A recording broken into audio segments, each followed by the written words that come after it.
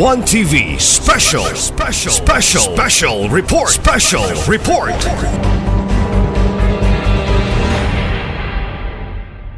Dinakpa na mo sa akong naghapon ni Sir Tano sa Lanao del Norte. Mutong akong kung naka-hinumdum mo while nag-istorya ta dito during, di ba, nanganghas siya nganong kailako. Nganong kailako.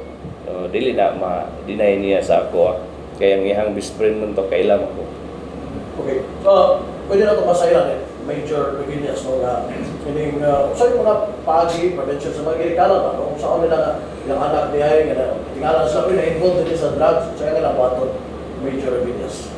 So sir, munang naabit to sa ato ang PNP, sa ato ang local PNP, ako sa Misty Police Station, nag-implement na hugot kayo ang atong implementation sa curfew. That is why naatay mga apprehension usad sa mga minors na to. But then again, we are reminding the parents, dili lang ang laban lang na to sa illegal drugs will not be solely dependent on the PNP, but parents jud ang ato ang family. We would like also to take this opportunity para sa mga parents, no, especially those mga minors na to nga naapasadalan late at night, as much as possible.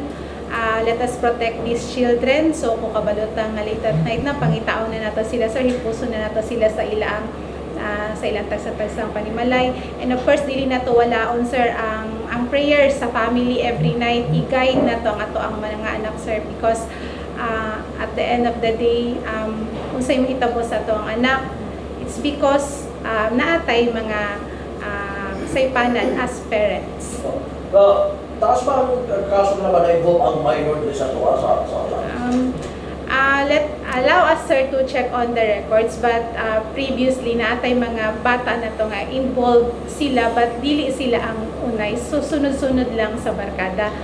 But as for CICL cases na to, sir, very minimal, but we will provide you, sir, the record pag ma-produce na sa to ang WCPD nga PNCO. May matawag na ito, critical documenting klasiman ko ito, di ba? May mga katano sa eskwelahan, mga eskwela, and daghan ako niya mga biktima o sa matang sa kriminalidad na yun involve ang minors. Yes.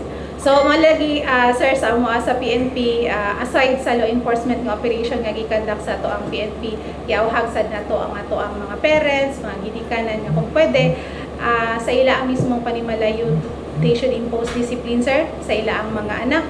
Kay sa gingon lagi na to, dili sila mapadulong sa anang illegal nga activities or involvement sa criminality kung pasagdaan lang nato sila. Pero sa ma'am, nakoy kasugyot ka, ma'am. Kini mga barangay like San Roque, Tinago, Malaubang, Rion po, Santa Cruz. Mamagin mga barangay nga mga bata dito, Gaygulo, di na magpatuo sa ilang mga ginikanan. Sabi, ako, naman ko sa San Roque, magiging problema karon ang magigikanan, walay pagkialam silang anak. Nga tulong na sila ba, ilang anak na sa gawas. Unsa ka man kung, unsa ka itong bato na ato sa imiti ang mga ginikanan?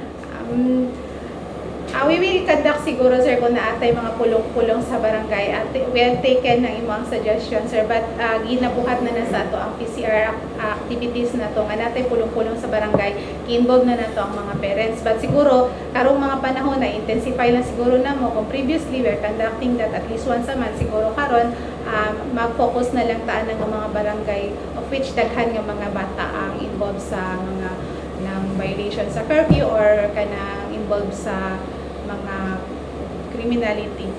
Ano naman lang magawin, ma'am? Doon na ba illegal yung subdivision ng ginikanan, pamalitan ng bata, di man siya makasuhan kung pangkuhan siya, masala. Ang ginikanan, kumusta man sa inyo? Ang nahagihapon, sir, nahagihapon siya tulubagon under RA 7610.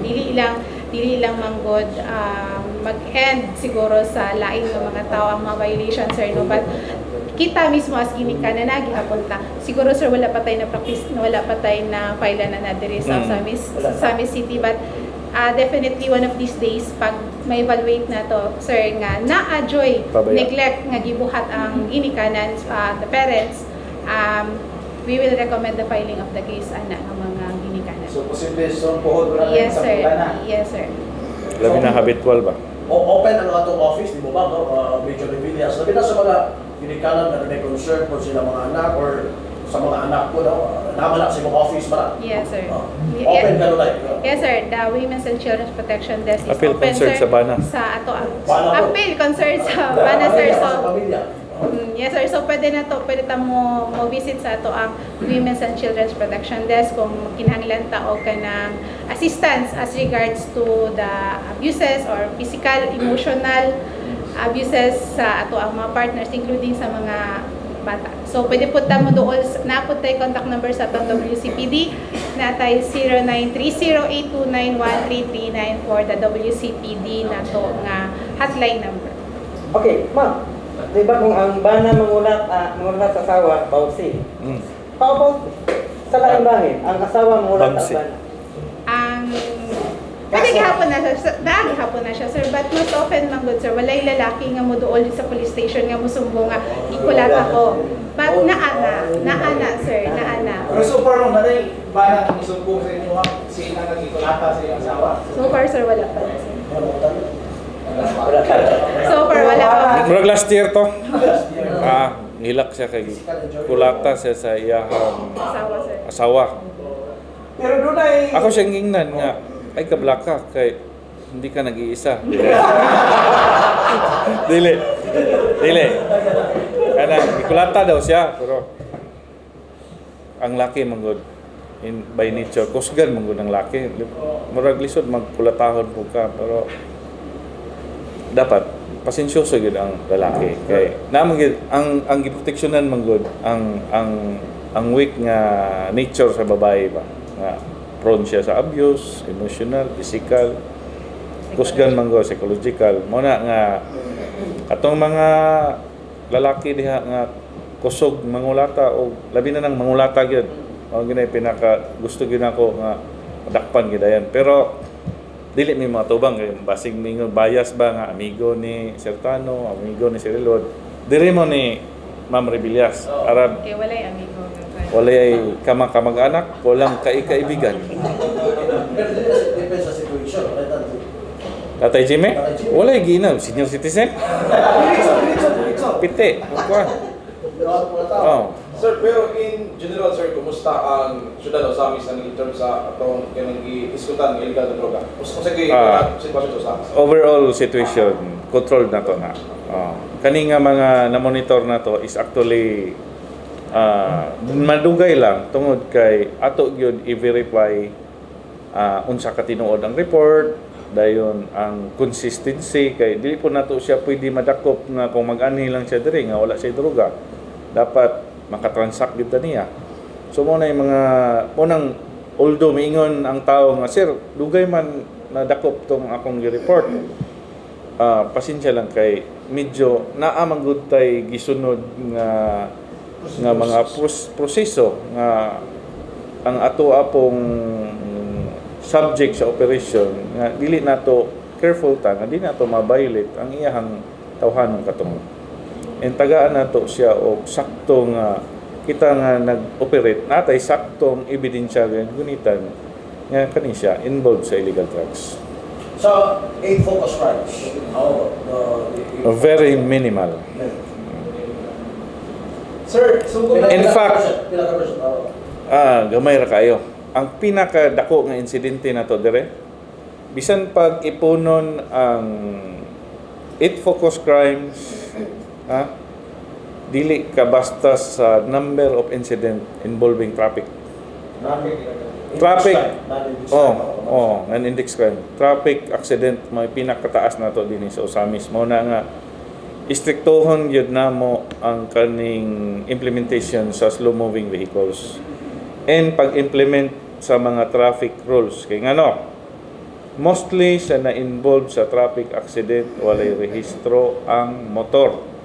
And mostly sa na-involve sa traffic accident is motor single occupying fast lane.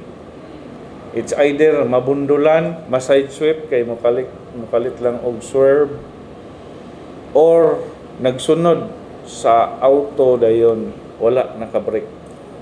Mogi kasagaran. And then although na ay mga fatalities gid nga makaingon ta nga naagi nangamatay Ha?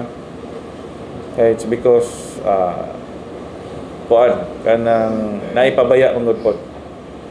So kung follow lang unta ta sa sakto nga traffic rules, although minimal ra man gyud tong na ay intoxication sa liquor, pero mostly gyud naa gyud nakita na mo occupying fast lane. Una nga hugtan na to na nga kampanya. So everyday ginamonitor na mo na taas-taas gyapon, daghan gyapon ga violate. Pero na tayo po data na siya, in terms of mga traffic incident, pilay ka karon na wala na, or natay data. Maybe next time atong kuan na. Atong nang ihatag sa imong sir. Monthly monitoring na to. Monthly monitoring. Pila. Kung magkaubos ba siya, kay ba siya magkataas? Kung pa sa wala. Paghimo ta na gikan sa i-compare na to ang last year or previous year. Last year or present. Present year. Pero karon sir, lower na. Pero halos kada lang mag-usa adahas mga 30 nga. Pero since bitaw nga gi-implement na to ng slow moving vehicles, Minimal na. na minimize na to. So dako siya katabang. Dako siya katabang yun. Pero ang problema po sir, kaya po itong daplin sa dalan, doon na po ipipilang ka mga privado o labi na kalimutan na yung hardware. Pagparkingan po, mo pa rin usap po yung problema. Na may usahay pod nga kuan gyud kanang mag-unload ba. Ato ra na ma-consider. Pag kanang biyaan nila ng sakyanan, dakpon gyud. Dakopon gyud. O ginay i-balance na to. Gadakop ta ning slow moving vehicles, gadakop po ta ning mga nag-occupy sa kuan mga non-parking zone sa ato ang national highway. Aron dili po sila makaingon nga kami naman mga motorista, may mga Ibantayan. naka-single motor. Wala man tay pili sa atong checkpoint actually. Four-wheel vehicle or motorcycle na tay apprehension gyud. Pero ang issue ani nga citation ticket sir, kung sabi sa diri sa LTO o sa LTO gyud. local. LTO kay wala pa tay local ordinance regarding slow moving vehicles. Ato pa nang gilabi actually sa city, sa ila pa siguro nang gi-schedule or gi-studyohan pa. Na atos mga 2,000. Reckless driving ang kuan na makuan ka. 3,000. So kuan na coordinated na to na ni Ma'am Salome Sapatos. Ay, Navarro, sorry. Sir, ano ka sa live issue, sir? Kaya karoon Sorry. siguro mo campaign season sa election. Ah. Season siya. Nakahisgot to si Brigadier General Coo. Interview to sa Rokita na there is a region 10. Doon tayo mga barangays na lalo sa areas of concern. Nagkalabot sa eleksyon. There is ato sa Samis, doon naman tayo mga barangay na Duha lang. Under yellow category, atay Barangay San Roque and Barangay Gango. Ang parameters ani ang mga previous elections na ay mga insidente nga nahitabo. Nga mabutang og election related. Wala ka tayo pilit nga kanamang magkaakbang yun sa politika sa barangay na ginatutukan ninyo karon. So far wala man tay nakita nga kuan. But kung naa man gani, we will enforce the law. Panahon sa eleksyon. So, katong nahitabo atong last election, mo to'y mamdagan sa pinamonitor. Last previous conduct of mga 3 elections siguro, mo to'y data nga gikuan. Mo to'y nahimo nga parameter. So apil ta sa usabis na napunta sa Dili whole Osamis, only the 2 barangays. Sir, kumusta inyong pag-checkpoint? Since launching sa August 28, doon na ba mo na parang ang mga ay mga ihalas na armas? So far, since the establishment na to sa Comelec checkpoint, wala pa tay apprehensions for violation of Comelec gun ban. Natay mga arrest for violation of illegal possession of firearms pero through search warrant. Wala pa yung surrender, sir? Ihalas na armas? Wala pa. Naay mga gipang surrender katong mga nag-expire ang LTAF, nag-expire ang license, firearms license. So, kumusta inyong kanang in general, sir, yung mga preparation para sa kaming barangay incident election? Well, paano ta? Nakahanay na ato ang security plan, deployment plan, And actually ang atong gihimo karon is preparations.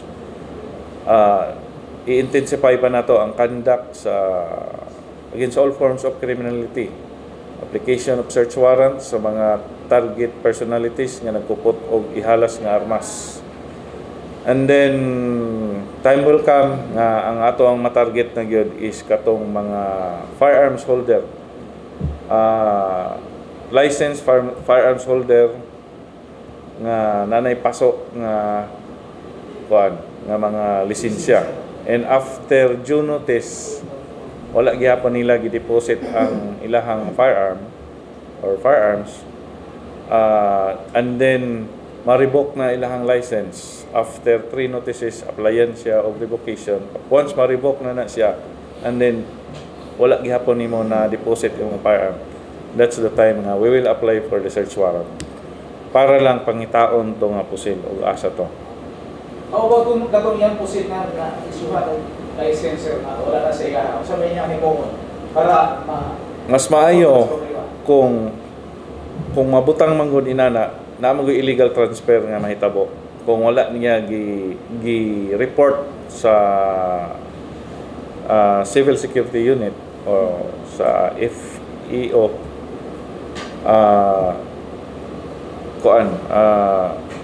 nahimo siya nga illegal transfer. So dapat iyatong i-trace, iyang bawion or iyang isurrender diri sa tuwa. Sir, how about sa other mga ordinances na ito? May daga, magyapon ng dakpan, mag-garilyo, magyapon may patungo, Adam, kamusta man ang mga other ordinances? Sige, ako na lang i-bat-bat ang ato accomplishment. Ha? So, sa imuhang giingon, sir, sa smoking in public, natay number of operations 64, leading to the arrest of 194. 194 violators sa smoking. Kani siya nga data from August 7 to September 18. Kani nga data na to. So, for 1 month and almost 10 days, more or less. 1 month and 10 days. So, for illegal drugs, nakakondukta og 3 operations leading to the arrest of 7 persons, including 2 minors. For illegal gambling, 1 operation, 4 arrested persons. For violation of Article 151, katong ingon nimo, favorite nimo nga kuan. Favorite nimo nga case ba? Kaning disobedience to persons in authority. Katong napara sa atong checkpoint nga gipagukod ang pulis. Kanya kay bago mang change oil atong so kay wa pagi kakambyada ning dagan na. So nadakpan. Dakpan taga Tudilam siguro ni. Loy biya pod pero unsaon nga representante ra man lagi ta sa katawhan. Don pay lagi ta sa kaso. Napotay na dakpan kaning wanted person. 25 ka wanted person ang ato ang 25 operations conducted leading to the arrest of 28 personalities. Okay. So search warrant, nakakonduct ang search warrant katong dito sa Kinuman. Na wala maka-live. Ay wala signal. So isa na at large to ang ato ang kuan. So ningingon nga mo-surrender ko no. Na-file na ba kaso to, sir? File na. Duha de at large. For curfew hours, 31 operations conducted. Actually, every night nag-implement pang kita ng curfew. Ang na-arrest na to 42 adults. And 75 minors, Kung atong kuanon 75 halos ug atong kuan og average everyday na ay madakpan nga duha. Di ba? Minor, so parents, lantawan ninyo ang inyong mga anak. Sa traffic na to, traffic citation issuance, for the period for 1 month and 10 days na atay 3,360 traffic citation tickets, including na ani kanang mga slow moving vehicles, kanang mga parking violations. Dayon kaning sa TOP na to 99, diri na to mosulod tong ani slow moving. Sa impounded nato nga mga motorcycles 151, meaning kaning 151 ka motorcycles ang violation na ni impoundable gid siya, meaning wala siya lisensya or wala siya rehistro, expire ORCR baka. And motor vehicles natay 38. So dili mo makaingon nga ang atong gidakop is only ang single motorcycle. So 38 ka four-wheel vehicles ato ang na-impound for violation of traffic rules, traffic laws. Sir, amo na naiskutan ka, sir, kung nagulay, rapire din ang record na. Dili kaya accomplishment naman ni ato ang wala tayo incident. Police rin ba ang Naay kanang intimidation gyud ng tion, wala man gyud tay na kuan pa. Ang for the period wala pa man kaning kuan lang lungkab. Robbery with force upon things. So, importante po siya na mo-report ang barangay sa kabalo sa polis. Ngopod. Diba? Importante gyud nga makahibalo gyud pod. Bisag unsa kagamay sa insidente dapat ipa-record gyud sa pulis para mahimuan na magkonsaktong lakang ba ma-follow up na to. Although barangay level siya nga insidente, ma-report siya sa pulis kay at least atong makuan, atong ma-follow up, makandakan na to follow up. Basin di ay ang kaninga mga personalities previously nakuha na to, na-aresto na to, or through follow-up na atay makita nga mga CCTV footages or makakita batag witnesses. Kumusta to itong bagong ordinance sir sa bahin si Suano kato? Doon nagipang naman sa mga balaod ito pagpangluwa. Littering. Littering. Kumusta sir? Yung monitoring sa Commissioner's Office? Actually na na-issuehan nami og citation gyud. Mauna nga among naisgutan kanina during sa among daily accounting nga magsugod mi diri gyud sa police station. Ang pulis nga makadakop og kapwa pulis dinhi sa police station nga maglabay og mga basura, akong gitagaan og privilege nga one pass. One day pass. So bisag magpili siya kano sa siya mo vacation. Basta makadakop siya og iyang kaugalingon, iyang kauban nga pulis nga naglabay sa basura o nagpataka o pangluwa pang ihi diha. Tagaan ako siya one day pass ang pulis. Doon na nakapidipin sir, wala? Wala pa. Pero mo na akong kuha nila. Dapat kay Pagsabot-sabot na yun sila sir. mangihi ko din ikaw bantay. Ug ako'y makadakop nila, silang duha akong maisyuhan. Ano sila dapat sa siya? So, gikan visit mo to karon sir, ay mo Mas maayo nang diri gid mi gikan para makaingon ta nga at least practice mi og issue ba kay bag-o man gud nga ordinance. So pag fill up sa citation, pasin niya og ang among dili kay pending ka mo kumpiyansa ra kay mo diha. Kamo may ma-citation na balita din nato dire. Sir, kamusta yung hanggang monitoring sa mga barangays? Kaya ang sa Don Victoriano, dunay encounter tali sa gobyerno o sa mga litigation sa Aplan barangay. Kamusta monitoring? So far sa tabang sa ato ang armed forces, wala man tayo na monitor nga malihok.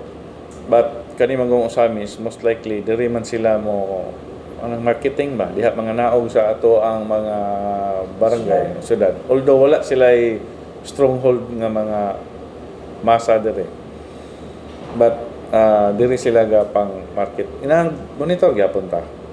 Dayon actually sa encounter dito gina-monitor na to ang mga hospitals kung basig na ay mga wounded sa mga mga gunshot wound nga ginatreat or sa mga clinics ato nang pang monitor.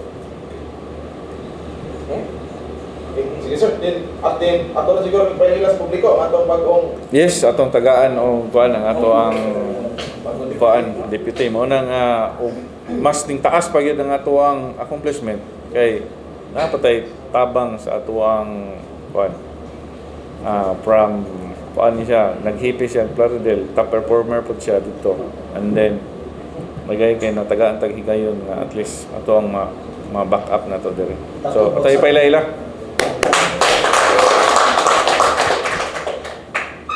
Sir, no, of course, sa ato ang katawhan sa Osamis, and of course, sa ato ang COP, may nga po, may buntag. Ako si Police Major Revillas. I am the former Chief of Police of Plaridel MPS. So, gusto manggutang murag ako ang ato ang coverage sa ato ang services, sir. So, nibalhin ta sa Osamis City Police Station, of course, para ma-assist ang ato ang Chief of Police, si Police Major Tano. Of course, I still look forward, sir, nga makaserve ko sa ato ang mga Osamis nun and dami sa misnon in general. So, again, wala mi laing ipangayo sa public. Katura yung tabangan sad ang PNP nga ma-meet na to ang gingon na to nga magpuyo ta nga malinawon subay sa agenda sa ato ang Governor Henry S. Owamina. Sir, magtulong mo ba dali, di ba? Lisod na absor ang datong Osamis City Police Station best police station o sa Montana. Dapat ay ginabinti na lang naman. Ginabinti na lang lapas Montana. Sige. Best police station.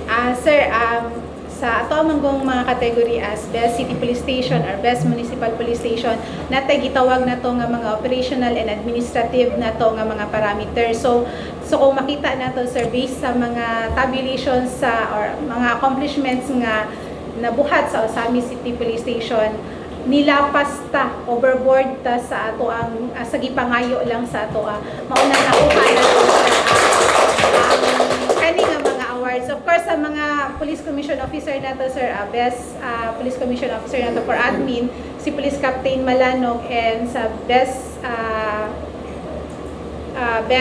Police Non-Commission Officer for Operation, nagyapon sila yung parameter, sir, of which nilapas sila sa required ng mga parameters. Liwat-liwat ra kita. sir, say paano sa mga Osamis nun nga tulungan na kapag imong back up mga opisyal. Tulo na. Actually na pa si Captain kag Babano. Actually kami mga officers mabutang lagi kami nga facilitator atong kuan gid ato ang mga police i-guide gid nato nga manglimbasog gid kada adlaw for the maintenance of peace and order sa atong lugar. Kay mao biya ni ang priority gid sa atong mayor, ang peace and order. Dako kayo gigahin ni mayor para sa peace and order nga budget. And nakabalita po si Mayor ani, ning-greet po siya sa Osamis City Police Station. Ang kuha ni Mayor nga nalipay siya nga wala na sayang ang suporta sa local government unit of Osamis. Onay giingon ni Mayor Indy. Nalipay siya nga wala gid na sayang ang mga logistic support, financial support para sa Osamis City Police Station.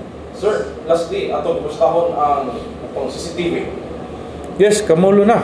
Kamulo na og taod. Nanay mga poster. Nanay ang ato ang command center. Nanay initial nga gipang tao dito nga mga wirings. So, di kay ko makakuha dito but yasugod na gid. So, within this year, sir, kumanig yan. Ang target is by December. O parang isa function. Dili siya fully operationalized nga dili pa siya yung full implementation but nanay pipila nga mga CCTV camera nga maka-operate na. So inigawas ni Madam Muida dito sa San Roque. Kita na siya. Dahil naapod na siya listening kuan pod. Naapod. Ay microphone. Pwede na to na panawagan si Madam Muida dito. Dili ma-contact atong tawagan. Madam. Namagod apil magod niya kanang sa disaster bitaw. Apil laki pud niya nga mo-warn pud siya kung naanay mga kusog nga baha, ulan o linog. Kung ano, tapos na ito ang sir, ito ang service ko sa taas ng ta. Mga mensahe siguro sa ito ang tanaw karon na yun. Related na to birthday. Thank you. Kung na ito go. Akong pagpasalamat sa katauhan sa Osamis, sa ato ang mga religious leaders from the business sectors,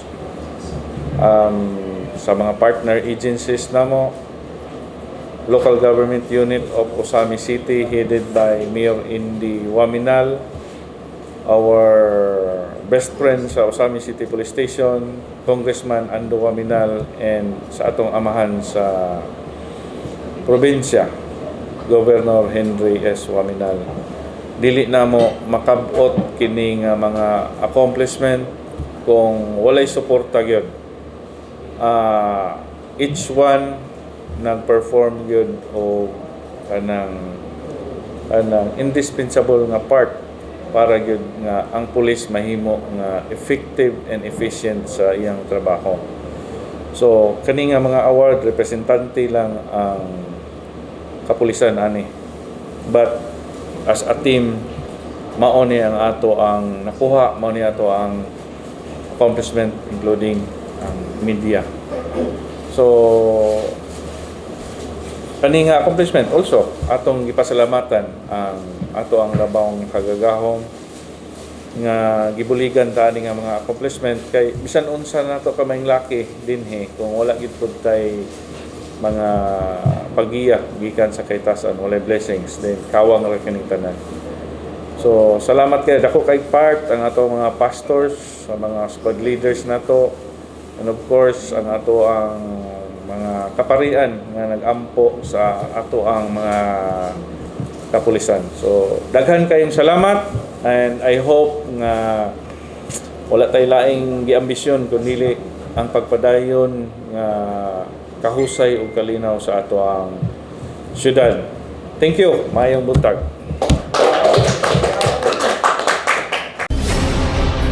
One TV special report.